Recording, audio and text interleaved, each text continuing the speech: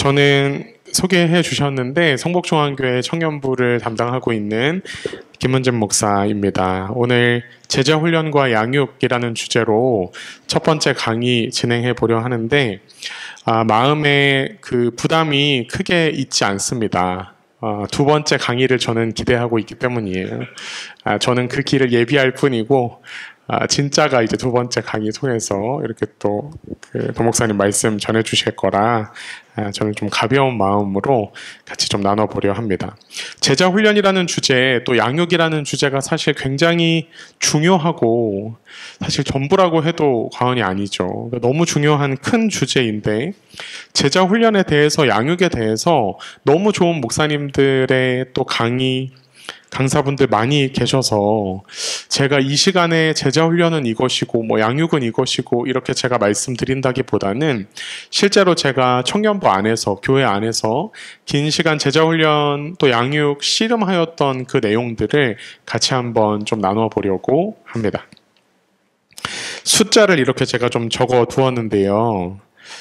제가 처음에 선교단체 캠퍼스 신입생으로 들어가서 선교단체 생활을 하면서 리더로 이제 세워지게 돼서 선교단체 안에서 1대1로 양육을 했던 시간이 4년이었습니다. 1대1로 이렇게 4년간 양육을 했고 그 이후에는 청년부에서 전도사로 2년 그리고 제가 신대원 마치고 군대를 늦게 가서 군 생활을 하면서 이제 간사로 2년 청년부 사역을 하고 이제 전역한 이후에 풀타임으로 청년부에서 7년간 이렇게 사역을 해왔습니다. 그 시간 동안 이제 훈련을 하고 양육을 해왔던 것이죠. 그래서 15년 정도 이렇게 좀 청년 양육 또 훈련을 계속해서 해왔던 것 같아요. 그 시간을 이렇게 제가 보내면서 계속되는 질문이 있었습니다. 제자 훈련 또 양육 이 시간을 통해서 예수님을 닮아간다라는 게 진짜 가능할까? 15년을 이렇게 해오면서도 정말 예수님을 닮아가는 게 가능할까? 사람이 변할 수 있을까? 이런 질문을 정말 많이 이렇게 던졌던 것 같아요. 성화가 과연 있는가? 실제 우리의 현실 가운데 정말 이게 가능한 걸까? 낙심하고 실망할 때가 너무 많이 있어 왔어요. 청년들의 변하지 않는 모습을 보면서도 그러했지만 무엇보다 더 큰 건 제가 저의 모습을 볼 때 나는 성화가 되고 있는가? 나는 예수님을 닮아가고 있는가? 그 좀 절망이 제 마음 안에 참 많이 있어 왔던 것 같아요. 훈련이, 양육이 의미가 있을까? 이런 고민들을 참 많이 사역하면서 해왔던 것 같습니다. 첫 번째로, 그러면 사람은 무엇으로 변하는가? 변화는 가능할 수 있을까? 저희가 함께 제자훈련을 하고 또 양육을 해가면서 제일 먼저 저에게 좀 마음에 있고 나누고 싶었던 부분은 사람을 변화시키는 것은 목회자가 아니라 하나님이라는 사실이었습니다. 훈련과 양육은 방법이고 도구일 뿐인 거죠. 하나님을 만날 때 사람은 변화됩니다. 훈련 속에서는 그 만남을 위한, 하나님과의 만남을 위한 그 만남을 가능하게 하는 요소들이 그 안에 들어있는 것이죠. 사람이 만들어내는 사람이 아니라 하나님이 만드시는 사람은 그 중심이 변하게 되어 있구나. 그래서 이 만남에 주목해야 하는구나. 그래서 모든 훈련과 그 훈련 양육 중에 질문에 있어서 초점은 주님과의 만남에 있구나 라는 것을 계속 이렇게 보게 됩니다. 사람이 본인이 깨달을 때 변화가 또 있게 되죠. 말씀을 깨달을 때 변화하는구나. 말씀이 있어야 하는구나. 우리의 모든 양육 모임 가운데, 훈련 가운데, 나눔 가운데 말씀이 있는가? 하나님이 계시는가? 이것이 굉장히 중요하구나 싶었어요. 교회 안에 여러 모임들이 있지만, 청년들이 소그룹을 하지만 그 나눔을 이렇게 들여다보면 목회자가 있을 땐 또 좀 다르겠지만 청년들끼리 있을 때 그 나눔 중에 사실 말씀이나 하나님이 없는 경우가 굉장히 많죠. 세상 모임 나눔과 큰 차이가 없어 보이는 모임 나눔들이 참 많이 있습니다. 그래서 훈련, 양육이라는 시간은 지식을 전달하는 시간이 아니라 자기 자신으로 하여금 자신을 마주하게 하고 깨닫게 해야 하는 시간이겠다 싶습니다. 그러면 이 훈련과 양육이 왜 공동체 안에서 일어나야 하는가? 설교가 너무 중요하고 예배와 말씀이 정말 중요합니다. 그런데 이 말씀이 삶으로 이어지게 하기 위해서는 삶을 적용할 수 있는 인물이 필요하죠. 모델이 필요한 겁니다. 교회 공동체 안에, 청년부 공동체 안에서 신앙이 아직 어리고 미숙한 이들이 보고 배울 수 있는 삶의 모델들이 있을 때 교회 공동체가 더 역동적이게 되고 말씀이 살아 움직이게 되는구나. 예배와 말씀이, 설교가 너무 중요하지만 공동체 소그룹이 그 가운데 없다면 삶의 변화가 일어나지 않는구나. 청년들이 목회자를 바라보면서 모델로 삼고 따라가는 그 영향도 있겠지만 사실 목회자가 또 감당할 수 없는 영역들이 있죠. 목사는 목사니까 라고 생각하는 영역들이 있는데 실제 동일한 현장 삶에서 살아내는 청년들의 모습, 그 모델을 보면서 어린 아이들은 그걸 또한 닮아가고 배워간다 싶었어요. 예배와 설교는 그래서 반드시 소그룹 안에서 삶의 열매로 맺어져야 한다. 팀 켈러 목사님의 센터처치의 일부를 제가 한번 읽어보겠습니다. 사람을 제자화하는 주된 방법은 공동체 훈련을 통해서다. 은혜의 지혜, 그리고 성품에서 성장하는 것은 수업과 강의, 그리고 대형 예배 모임 또는 고독을 통해서 일어나지 않는다. 성장은 깊은 관계와 공동체 안에서 일어난다. 복음의 의미가 머리로 깨달아지고 삶으로 실현되면서 가능해진다. 이것은 다른 어떤 환경이나 장소가 제공하지 못하는 것이다. 훈련이, 양육이 단지 지식을 전달하고 가르치는 시간이 아니라 공동체가 있는가 우리는 함께 고민해 보아야 하는 것 같습니다. 지체들이, 공동체가 함께 나아가기 위해서 필요한 것이 성품에서 나오는 공감이죠. 공동체를 이루기 위해서는, 함께 해 나가기 위해서는 자기중심적인 죄인의 성품은 타인을 향한 섬김, 타인을 향한 공감, 타인을 위한 애씀과 노력 속에서 맺어지게 되는 것이죠. 그래서 훈련은, 양육은 반드시 공동체 안에서 이루어져야 하는구나. 인격과 인격의 만남이 그 가운데 있을 때 가능하구나 싶었습니다. 사람이, 청년들이 변화가 될 때 그냥 가장 좋은 컨텐츠를 들으면 변화되는가? 제일 좋은 컨텐츠를 유튜브에 얼마든지 이제 좋은 강의들이, 말씀들이 많이 있는데 그걸 듣기만 하면 청년들이 변화될까? 변화되지 않죠. 더 낫고 특별한 강의들이 유튜브에 있을지 모르지만 인격에서 타고 나오는 말씀, 우리 청년 공동체 안에서 나를 알고 관계와 관계가 부딪히는 관계 속에서 나타나는, 인격을 통해서 나타나는 말씀이 제자를 만들어내고 공동체 가운데에서 세워지게 되는 것이죠. 관계성 안에서 복음은 흘러가는구나, 말씀은 흘러가는구나, 이것을 마주하게 되었어요. 그래서 청년 목회자들이, 저도 완벽하지 않고 탁월하지 않지만, 부족하지만 은혜를 드러내는 그 공동체 안에서의 그 관계 속에서 이루어지는구나라는 걸 경험하게 되었습니다. 그러면 실제 이제 저희 성북중앙교회 안에서 예시를 좀 이제 들어보면서 실제적으로 어떤 고민들을 좀 해왔는지 또 말씀드려볼게요. 새가족반이 있습니다. 청년부 안에 새가족반이 있었어요. 4주를 했던 때도 있고 5주를 했던 때도 있고 지금 거의 한 학기간 이렇게 진행을 하기도 합니다. 그러니까 등반시키지 않는 거예요. 소그룹으로 편성시키지 않고 새가족반에 굉장히 긴 시간 이렇게 머물러 두게 하는 거죠. 들어오는 게 쉬운 게 아니야 하면서. 근데 그 안에서 이제 관계가 또 형성이 되고 소그룹이 새가족반 안에서 형성이 돼서 개인으로 보내는 등반시키는 것이 아니라 좀 그룹으로 이렇게 좀 올려보내고 있습니다. 새가족반 과정이 있고 기초 양육반이라는 것은 필요에 따라서 만들어졌는데 참 감사하게 뭐 전도를 통해서나 또 자발적으로나 아예 하나님을 알지 못하는 이들이 교회에 나오게 되는 일들이 있었어요. 그래서 1대1로 이 반을 운영했던 적도 있고 제가 직접 또 아예 그 모르는 거의 태신자인 친구들 1대2로 이렇게 진행을 했던 때도 있고 그러면 그 당시 이제 모임을 진행하면서 그 필요들을 제가 이따가도 말씀드리겠지만 이들의 필요들 상황들을 이렇게 좀 이해하고 그것에 맞춰서 접근을 해갔던 것 같아요.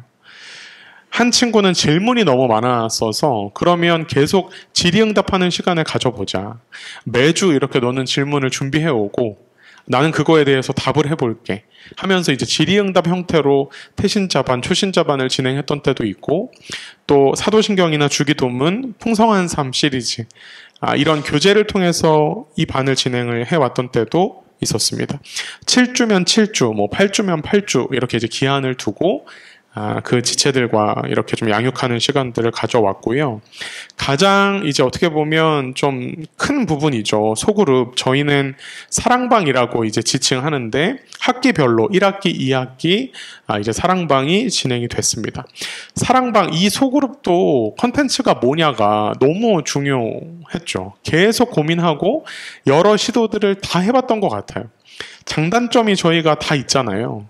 예배 때 말씀을 가지고 이제 설교 나눔을 그 사랑방 시간에 진행을 했던 때도 있고 큐티를 해오고 큐티를 같이 나누었던 때도 있고 따로 성경 공부를 준비해서 리더들에게 가르치고 그 성경 공부를 소그룹 시간에 이렇게 진행을 했던 때도 있어요. 여러 이제 장단점들이 있고 여러 시도들을 이렇게 좀 해보면서 아까도 이제 좀 그런 말씀 나눴지만 교재들을 다 봤는데 뭐 이 교재를 집필하신 분들이 저보다 탁월하다 이거 너무 탁월한 분들이시지만 제가 더 탁월하고 이런 거 아닌데 그러니까 지금 우리 청년들의 필요에 맞는 교재가 없구나 이런 생각들 참 많이 했던 것 같고 그래서 그 교재들을 좀 바탕으로 해서 지금 우리 청년들에게 필요로 하는 교재들 성경 공부 이런 것들을 많이 이렇게 좀 계속 만들어서 진행을 해왔던 것 같아요. 사랑방은 그렇고 제자훈련은 1년 과정 이것도 이제 저희가 5개월 과정으로 했던 때도 있고 이제 다시 1년 과정으로 돌아와서 1, 2학기 해서 총 8개월 정도 하고 방학이 있고 이렇게 이제 제자훈련은 진행을 해왔습니다. 그래서 이제 방학에는 수련회나 선교 필수적으로 참여해라 이렇게 이제 좀 이야기하고 해왔죠. 처음에는 당연히 제자훈련 다들 하고 싶어 하지 않고 설득하고 해야 된다 하면서 이제 이렇게 들어오게 되었는데 지금은 참 너무 감사한 은혜가 인원의 어떠함에 있는 것이 아니라 저는 참 큰 기쁨이 여기에 있다 생각하는데 제자훈련의 경쟁률이 생겼어요. 이제 하고 싶다고 할 수 있는 게 아닙니다. 떨어뜨리고 재수하고 삼수하는 친구들이 이제 생기게 되었어요. 면담을 통해서 면접 보고 떨어지고 청년들이 그런 얘기 하죠. 아니 사회에서도 지금 면접 보고 떨어지고 있는데 내가 이곳까지 경쟁을 하고 여기서 떨어져야 되냐고. 근데 참 그 기대하고 사모하는 마음들이 생겼다라는 게 참 감사하다 하는 생각이 들었어요. 제자훈련은 조금 더 자세히 이따가 말씀드리겠습니다. 제자훈련 이후에는 이제 리더 훈련이라고 해서 그 더 전에는 순장 모임, 뭐 이제 리더 모임 이런 이제 형태로 있다가 최근에 이렇게 리더 훈련이라는 형태로 바꿨어요. 그래서 지금 저 같은 경우는 제자 훈련을 한 반 진행하고 리더 훈련을 총 3반 해서 훈련을 지금 4개 감당하고 있어요. 죽을 것 같습니다. 토요일에 3개 하고 주일 저녁에 하루 하고 오늘 이제 와서 너무 막 이렇게 죽을 것 같아요. 총 4반을 지금 이제 그렇게 진행을 하고 있는데 리더들도 동일하게 제자 훈련처럼 훈련에 임하는 마음으로 이제 리더 훈련에 참여하고 이들도 과제가 있고 리더들 대상으로는 좀 이제 말씀을 제가 준비해서 가르치고 이렇게 좀 하고 있습니다. 보통 이제 많이 제자훈련을 하는 교회들의 제자훈련 다음 과정으로 사역훈련이 보통 장년분들에게 있잖아요. 마치 좀 그런 것 같아요. 그러니까 순장반과 사역훈련의 약간 중간 같은 하는 이제 그런 느낌으로 리더 훈련을 진행을 해왔어요. 뭐 이제 연초에는 LT나 뭐 각 그 훈련 반별로 MT, 뭐 리더 수련회도 이제 좀 생각해 보고 있고, 방학에는 이제 각 나이대별로 교제한다거나 또 여러 주제별로 이렇게 좀 모여서 교제를 한다거나 해서, 이번 저희 방학 같은 경우에는 신청을 미리 받아서 성경 공부하고 싶은 사람들은 성경 공부, 재밌게 놀고 교제하고 싶은 사람들은 거기에, 또 전도하고 싶은 사람들은 전도로, 뭐 이제 이렇게 이제 나눠서 방학에는 진행을 해보기도 했어요. 제자 훈련의 교재도 저는 이제 사랑의 교회 그 청년 대학부 교재로 주로 이제 좀 많이 진행을 했었고, 풍성한 삶의 기초 이제 책 가지고 이제 제자 훈련을 진행했던 때도 있었습니다. 선교나 이제 전도에 대해서, 또 제자훈련 마치고 나서의 섬김에 대한 결단을 계속해서 시켜왔고, 이 섬김이 교회 안에서의 봉사로만 좀 국한되는 게 아니라 그 각 지체들과 이제 좀 이야기를 나누면서 꼭 교회 내부가 아니어도 좋으니 섬김의 자리를 한 번씩 좀 결단하고 임해보자, 이렇게 좀 필수적으로 두었던 것 같아요. 지난주에 이제 김태거 목사님께서 선수들, 우리가 선수가 아니고 코치가 되어서 선수들로 하여금 뛰게 하는 것 말씀해 주셨는데, 저는 리더 훈련의 그 의미가 여기에 있다고 생각해요.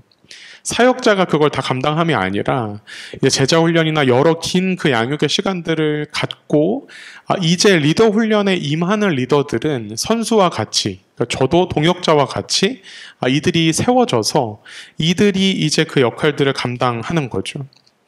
해서 이제 해당 훈련생들이 각 이제 사랑방 소그룹을 순장이 되어서 리더가 되어서 이제 인도도 하고, 이 리더들이 영혼을 섬기는 법도 이제 좀 배워가면서 이쯤 되어지니까 이제 순장들이 신방도 하고, 순원들에 대해서 이제 그들을 좀 돌아보고 같이 그 필요들을 나누기도 하고, 또 여름에 선교 갈 때 선교 팀장으로나 또 예배 때 이제 기도회를 인도해 보기도 하고, 그러니까 리더십들이 결국은 이제 좀 세워져서 이들이 그 역할을 계속 사역자가 해왔던 역할들을 나눠서 감당할 수 있도록 지금 그 좀 과정 중에 있구나 생각이 듭니다.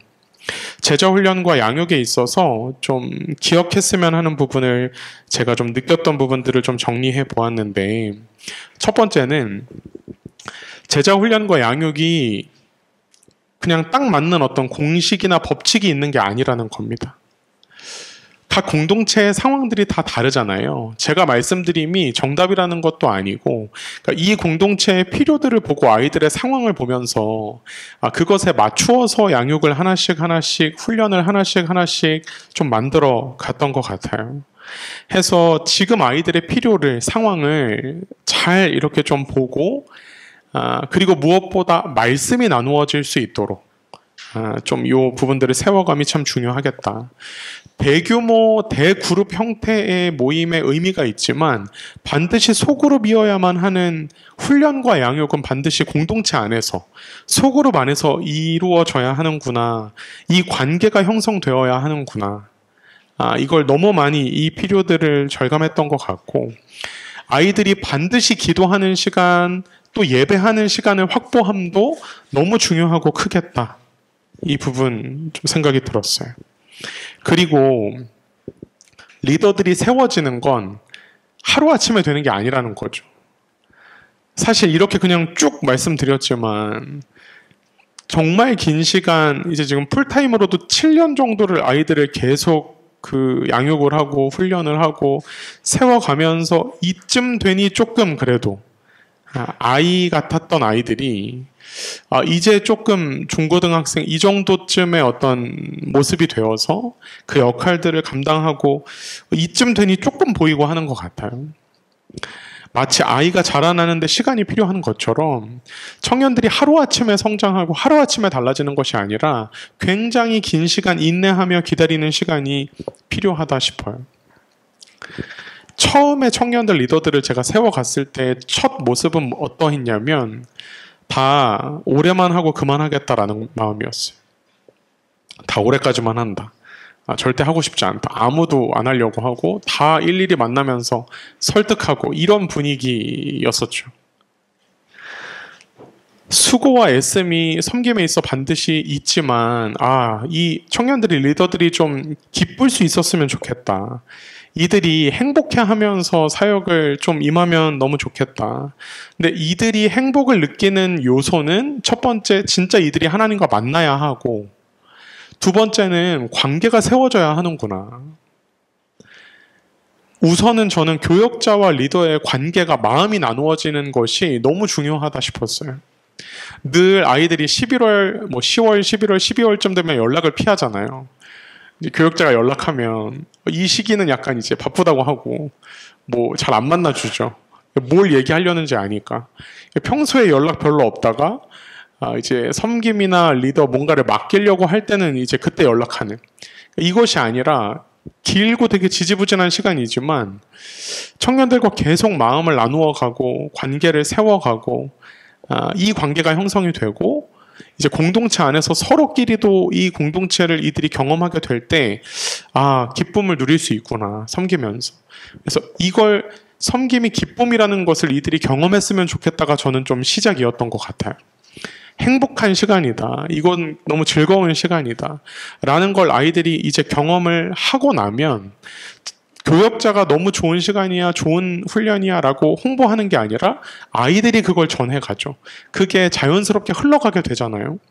제자훈련을 받는데 너무 좋아 보이더라. 이들이 변화가 막 있구나 라는 걸 옆에서 보면서 나도 좀 해봐야겠다. 나도 좀 섬겨봐야겠다. 이런 선순환이 계속 이렇게 좀 이루어질 수 있었던 것 같습니다. 리더들이 공동체로 함께 공유하는 시간들. 그래서 저는 신방을 되게 많이 했던 것 같아요.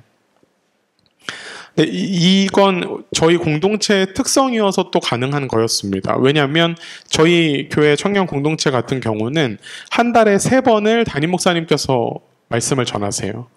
이제 한 달에 한 번 정도 청년 사역자가 설교를 하는 이제 구조이기 때문에 상대적으로 부담이 조금 덜해서 그만큼을 이제 훈련이나 신방에 더 에너지를 많이 쏟을 수 있었죠. 그래서 이 상황에서 할 수 있는 최선은 신방을 많이 해야겠다 해서 정말 많이 이제 신방을 하고 아이들을 만나고 그 스피릿을 공유하고 마음을 나누는 시간을 계속해서 가져왔어요. 지금 리더들이 한 40명 정도 이제 소그룹 리더들이 되는데 올해 리더를 세울 때도 일일이 다 만났습니다.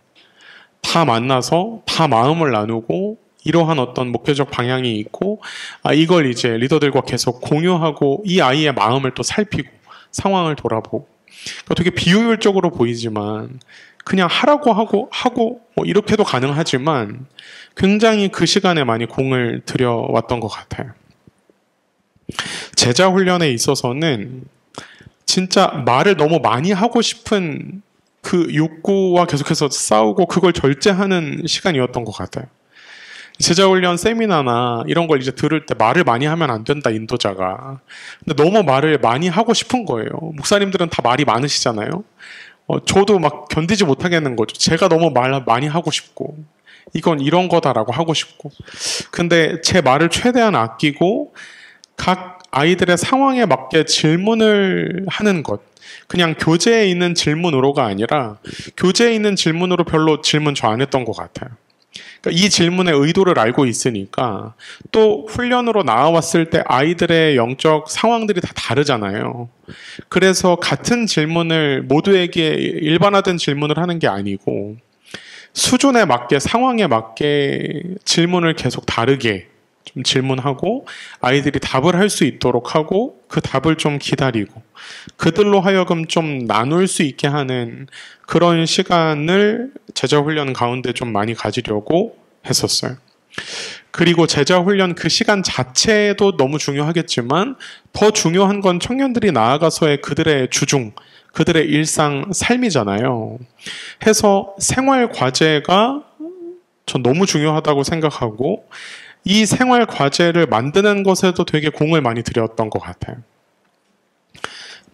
저희 지금 8명 제자훈련을 하고 있는데 8명에게 공통된 과제도 있죠. 이제 큐티나 뭐 기도나 여러 가지 공통된 과제들이 있는데 생활과제 같은 경우는 저는 8명 다 다르게 과제를 줬어요. 각 그 아이들의 좀 필요로 하는 부분. 그래서 어떤 친구는 생활과제로 하늘 보고 30분간 아무것도 하지 않기. 뭐 이런 걸 과제로. 그럼 이제 다른 친구는 원래 멍 때리는 걸 잘하는 친구는 너무 부러워하는 거죠. 저 생활과제. 근데 그 친구에겐 주지 않죠. 너무 분주하고 빡빡하고 삶이 가득한 친구한테 좀 그런 시간 가져봐라. 그러니까 각자들의 그 필요로 하는 부분으로의 과제를 좀 세세하게 주고, 과제를 주는 거 만드는 것도 일이잖아요. 목사님들 많이 힘드셨겠지만. 그리고 그걸 첨삭하고 점검하는 것도. 그러니까 큐티를 다 이제 제출하게 하고 받아서 큐티에 대해서 이제 제가 또 코멘트를 하고 첨삭을 해서 다시 이제 돌려주죠. 그래서 이제 조금 더 잘 그 하나님과의 교제를 만들어 갈 수 있도록 굉장히 손이 많이 가는 일이지만 이들의 삶이 중요하기 때문에 그 삶으로 들어가야 하니까 교회의 특성상 더더욱 이제 주일만, 주말만 보게 되고 주중을 일상에서 속한 세상에서 살아가게 되는데 그 가운데에서 오늘 배운 내용을 어떻게 적용하고 살아낼 수 있을까에 대한 씨름을 계속 해갈 수 있도록 독려했던 것 같아요. 많이 이렇게 게으른 형제 청년 같은 경우는 하루에 3번씩 저랑 통화하기 이런 걸 이제 막 생활과제로 주기도 했어요. 그럼 아침, 점심, 저녁에 저한테 전화하는 거죠. 그럼 이제 뭐 이건 했니 너? 뭐 이건 어떻니? 막 이렇게 좀 확인하고 누구보다 제가 피곤한 부분이지만 이제 그렇게 좀 과제에 주중 과제에 공을 많이 저는 들여왔던 것 같아요. 제자 훈련에 있어서 이거 참 기억하면 좋겠다 싶었던 첫 번째는 밥 먹는 습관을 들이는 겁니다. 그러니까 제일 처음에 제자훈련, 뭐 교재마다 조금씩 다르겠지만 하나님과 교제하는 법을 가장 먼저 배우잖아요. 그리고 훈련 끝나는 내내 하나님과 교제를 어떻게 하고 있는지를 사실 점검하죠. 제자훈련은 언젠가는 끝나기 때문에 이 시간이 그들을 지켜주는 게 아니라 결국은 이들이 스스로 밥을 먹을 수 있게 하는 매일매일 하나님과 교제를 하면서 그걸 습관화하고 이걸 만들어갈 수 있도록 계속 거기에 좀 힘을 많이 썼던 것 같고, 공동체 안에서 공동체성을 느끼게 하는 것, 이 안에서 교제와 사랑이 나누어져서 늘 전 이야기했던 게 이 제자훈련 공동체가 평생 동역자가 되면 좋겠다. 그래서 맨 처음 제가 제자훈련을 했을 때가 2011년도였는데 지금은 이제 다 아기 엄마, 아기 아빠들이 되어 있는데 지금도 이제 카톡방 안에서 서로 기도 나누고 해나가는 일들이 동역자를 이들이 좀 만들어 가면 좋겠다. 또 세 번째는 속한 그들의 일상에서 관계 속에서의 여러 변화들을, 열매들을 이들이 좀 맛볼 수 있으면 좋겠다. 복음 증거를 할 수 있는 생활화가 좀 될 수 있으면 좋겠다. 받은 은혜를 그 안에만 머물러 두는 게 아니라 선교를 통해서나 다른 사역의 섬김을 통해서나 또 이제 가을 저희 복음 전도 집회에 영혼들 다 이제 결단시키고 과제들을, 액션 플랜을 이렇게 이제 좀 주고 그 은혜가 흘러갈 수 있도록 하게 하는 것. 이것이었던 것 같아요. 플러스 알파로 좀 말씀드려보면 훈련을 할 때, 양육을 해갈 때 과제를 너무 무겁게 짐지으면 안 되겠구나. 이거를 참 많이 이렇게 생각했던 것 같아요. 처음에는 아니 이것도 못하나? 이것까지는 해야지. 이 정도는 감당해야지. 너무 이들이 약하구나. 마음이 없구나. 일면 그런 부분도 있지만 이들의 삶을 제가 다 이해하지 못한 거죠. 헤아리지 못한 거죠. 너무 빡빡한 삶에. 그러면 이제 아이들은 과제를 못 해오면 계속 이제 좀 낙심하는 거죠. 그리고 내가 지금 잘 감당하고 있지 못하구나. 이런 생각들도 들고. 그러면 훈련생도 낙심하고 교역자도 낙심하고 이런 일들이 일어나잖아요. 얘는 마음이 없구나. 근데 그것이 아니라 이들의 그 상황을, 삶을 좀 보고 이해하고 그 적절히 좀 조율하고 더 우선순위가 있는 과제들을 이렇게 좀 주고, 그냥 때우는 과제가 아니라 하나를 하더라도 좀 이 시간을 통해서 하나님과의 만남이 있고 그거면 되었다. 그러니까 너무 과제를 과중하게 이렇게 좀 부담시키지는 않았던 것 같아요. 또 훈련 안에서 관계 문제가 늘 일어나잖아요. 늘 일어납니다. 관계 문제들이. 갈등이 생기기도 하고 그 안에서 비밀을 나누었는데 이 비밀을 밖에 나가서 얘기하게 되기도 하고 또 이성 문제가 생기기도 하고 여러 사실 관계 문제들이 생기게 되는데 참 너무 어렵지만 권면은 계속해서 그렇게 하는 것 같아요.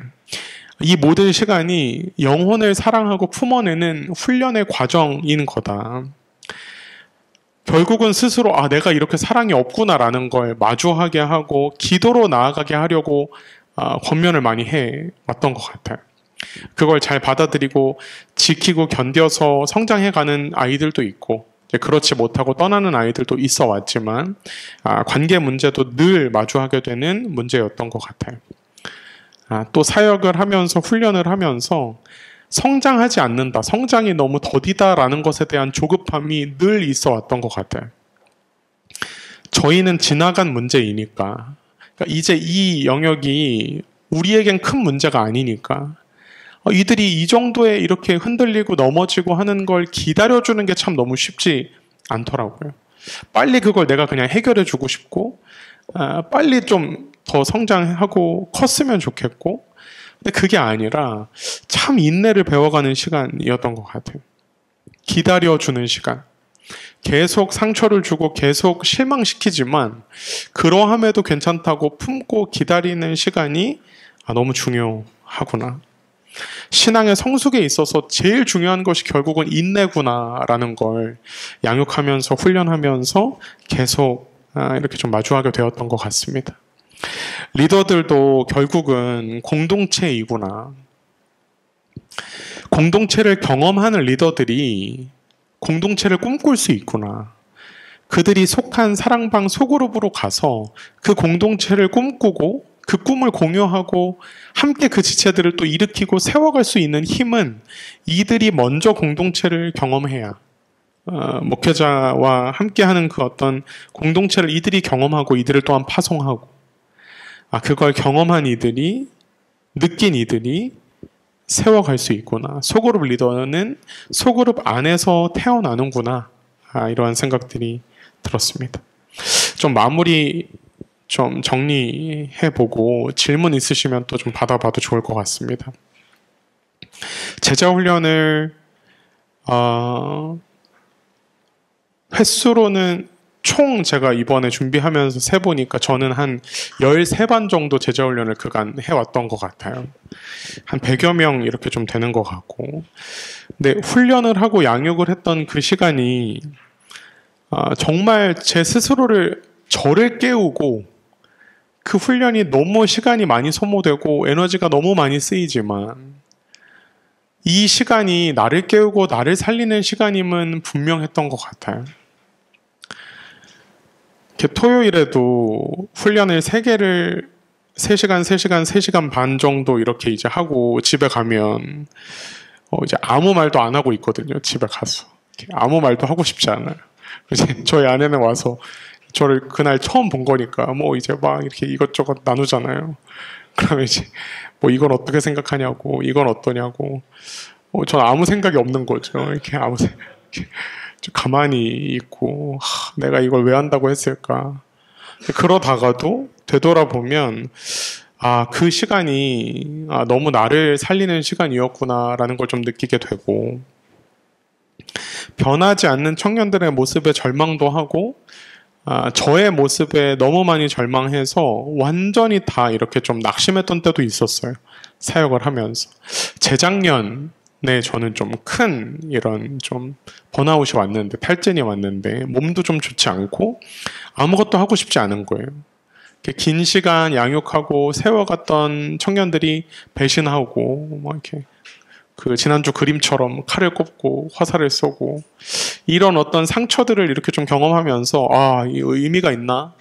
이 사역에 의미가 있는가? 이제 막 이런 생각들을 하고 있었을 때 이제 강사로도 오실 고상선 목사님이 청년부 수련회 강사로 이렇게 좀 오셨었어요. 네, 거기서 이제 다른 말씀을 하시던 중에 이렇게 잠깐 해주셨던 말이 요한복음 21장을 말씀하시면서 청년 목회자들이 청년을 사랑해서 목회를 하면 청년 사역자들이 청년을 사랑해서 목양을 하면 사역을 해가는 중에 청년들이 배신하고 칼을 꼽을 때 무너지게 된다. 청년을 사랑해서 목양하고 훈련을 해가다 보면 21장 말씀을 하시면서 예수님이 베드로에게 양들을 사랑하느냐라고 묻지 않으시고 나를 사랑하느냐라고 물으시면서 양들을 맡기신다. 청년 사역자가 청년들을 사랑해서 양을 사랑해서 목양을 하는 것이 아니라 하나님을 사랑해서 목양을 하는 거다. 이런 말씀들을 제가 들으면서 제가 청년들을 사랑하고 있었구나. 하나님보다. 그래서 실망하고 상처받고 하는구나. 주님을 사랑해서 계속 걸어갈 수 있구나. 물론 여전히 상처가 되고 아픔이 되고 낙심이 그 가운데 있지만 하나님을 사랑하여서 나를 향하신 그 하나님의 사랑과 은혜가 있기 때문에 계속 포기하지 않고 양육을 하고 훈련을 하면서 나아갈 수 있는 거구나. 좀 이렇게 회복되고 그러한 시간들이 저한테도 좀 있었던 것 같아요. 그러면서 느끼는 거죠. 나는 이렇게, 그러니까 이제 저도 길게는 10년 넘게 본 청년도 있는 거예요. 공동체 안에서. 그러면 10년이 지나도 변하지 않는 청년이 보이는 거죠. 그러면 1, 2년을 기다릴 수 있는데 이제 7년, 8년, 10년이 돼도 변하지 않는 청년을 보면서 낙심이 오는 거죠. 그리고 포기하게 되고 얘는 변하지 않는다. 근데 되돌아보니 일평생 나를 용납하고 기다리고 계시는 하나님의 사랑이 너무 크구나라는 걸 양육하면서 정말 많이 이렇게 좀 경험하고 해오게 되었던 것 같아요. 또 연초에 제가 이제 강사로 오셨던 목사님과 교제하다가 제가 목사님께 그런 질문을 드렸어요.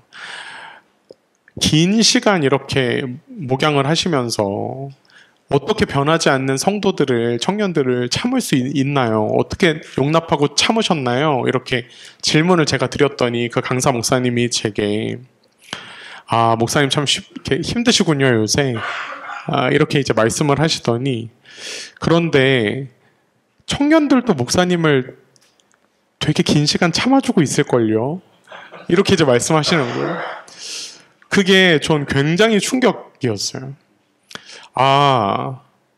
저만 참는다고 생각했는데, 저만 청년들을 기다리고, 용납하고, 품고, 버티고, 저만 참아준다고 생각했는데, 되돌아보니, 그 긴 시간 동안 우리 청년들도 나를 참아주고 있는 거구나.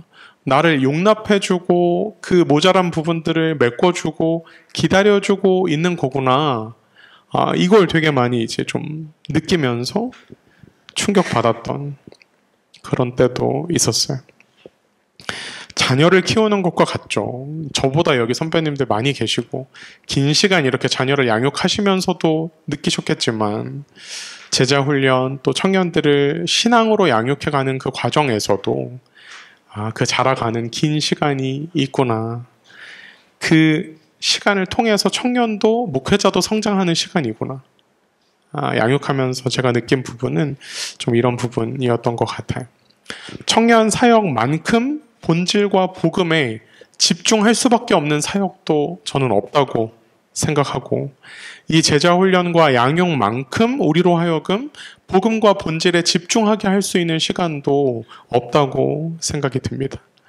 너무 많이 애쓰고 고생하고 계신 우리 청년 사역자분들 하나님의 은혜와 위로가 그 용납과 사랑이 우리 가운데 있기를 저도 계속 기도하겠습니다. 이 정도 이렇게 좀 저는 말씀드릴 수 있을 것 같고요.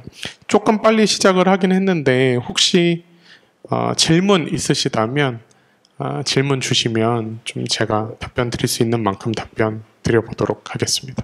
네. 위로도 되고 공감도 되고 한편으로는 시원한 부분도 있고 근데 한편으로는 답답함이 확 몰려오는데요. 사실 그 목회적 그 생태계가 저 같은 경우에는 누구나 그런 일이 있으시겠지만 저 개인적인 상황만 말씀드리자면 청년 사역에 오직 집중하기 굉장히 어렵습니다. 제가 8월 한 달간만 가는 게 되면은 교육자인 설교가 18번이었어요. 이렇게 저렇게 3명입니다. 그리고 교회 특성상 규모가 조금 큰 교회는 아니지만 그 집사님이 뭐였지? 그 교회 관리 집사님이 안 계셔서 제가 관리 집사 포지션도 가지고 있습니다. 오늘도 이제 새벽 예배 갔다 와서 잠깐 쉬고 있는데 목사님 뭐가 안 돼요? 저 좀 들어주세요. 자다 말고 눈도 못 뜨고 그냥 뛰쳐나가다가 그런 상황인데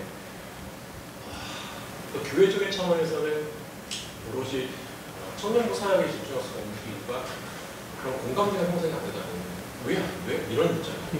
청년도 작년이고 그러다 보니까 작년이랑 뭔가 해야 되고 뭔가 분리가 안 된 상황에서 오롯이 그러니까 청년부 그 교육장에도 불구하고 그거를 빌드업을 하는 굉장히 쉽지가 않습니다.